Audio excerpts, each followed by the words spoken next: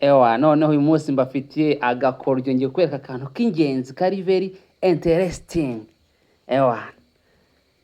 Ngiye kwereka akantu k'ingenzi kabisa ku buryo ni motivation kabandi kamwe gatanga ibisubizo bimwe bya dash. Reba ino shusho. Aha hantu ngiye kukwereka ni mu rugo kuri sima kabisa, kuri sima, kuri beto kabisa. Uri kubona igihingwa bro, uri kubona igihingwa cyitwa pavro, igihingwa cyitwa seleri, igihingwa ndaje nkwereke agakoryo.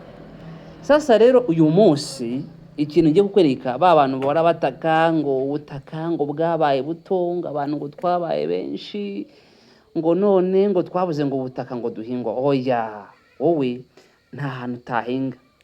Ahantu uri kubona bino bihingwa ni mu rugo kuri sima. Utagira ngo ndakubeshye, iyo ni sima kuri beto.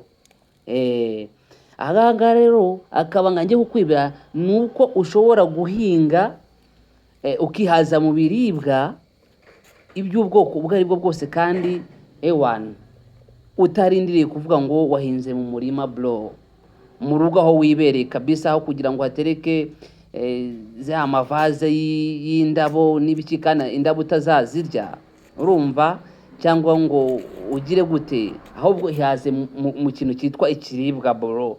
Noneho fata hano ari kuzatera za ndabo, uhatere pavuro nk'iyi bro. Urabona ko ari pavuro nziza imwe ya danje. Noneho icyo ukeneye ni iki? Ukeneye kuba ufite amazi. Noneho ukeneye gushaka container. Hano urabona ngewe nifashisha ikintu cyitwa imifuka, ya mifuka uhahiramo ukayijugunyira ni imari. Noneho ushake igitaka ugishyiremo ifumbire, nurangiza uzana imbuto ushyiremo, ubundi ujye uvomera. Reba izo pavuro bro. Urabona nzongera kugura pavuro mu by'ukuri? Urabona nzongera kugura pavuro? Ahangaha rero gahunda ihari nuko ngiye kwihaza mu kiribwa, ubundi nkasagurira n'isoko nkagurisha, kuko n'ubundi ntabwo nabirya ngo mbimare. Hari abantu bashobora gutekereza ko iyi pavuro itari kwera kuri beto.